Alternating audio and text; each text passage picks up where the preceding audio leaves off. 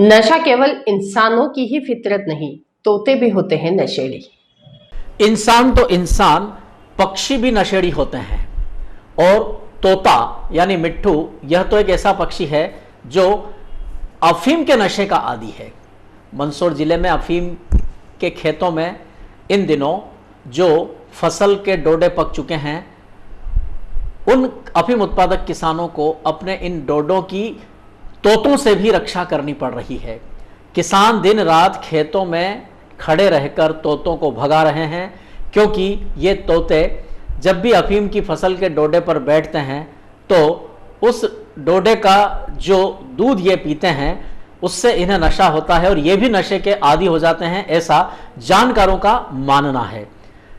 हमारे ग्रामीण क्षेत्र में यह देखा गया है कि अफीम के खेतों में डोडों पर तोते जाकर के उनका लिक्विड ले रहे हैं और अफीम उत्पादक किसान उन्हें भगाने के जतन में लगे हुए हैं, क्योंकि अफीम की फसल को एक अफीम उत्पादक किसान अपने बच्चों की तरह परवरिश करके पालता है, दिन रात देखभाल करता है, उनकी सुरक्षा रखता है।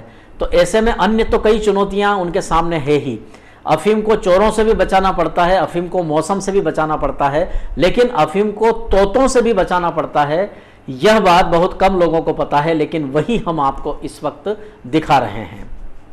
यहाँ पर तोते क्या है कि सुबह पहली दिन उगते ही यहाँ पर रहना पड़ता है और सुबह 12 बजे तक इन तोतों को उड़ाना पड़ता है और फिर थोड़े बहुत टाइम में नहीं आते हैं, मगर 4 बजे फिर आ जाते हैं और झुंड की झुंड आते हैं और इधर उधर घूमते ही रहना पड़ता है इसमें। अच्छा। हाँ, डोडे खाते हैं ना, फिर भी खा जाते डोडे तो। अच्छा। हाँ, हमने जारी डाल रखी, फिर भी इसमें से भी घुस के खा जाते।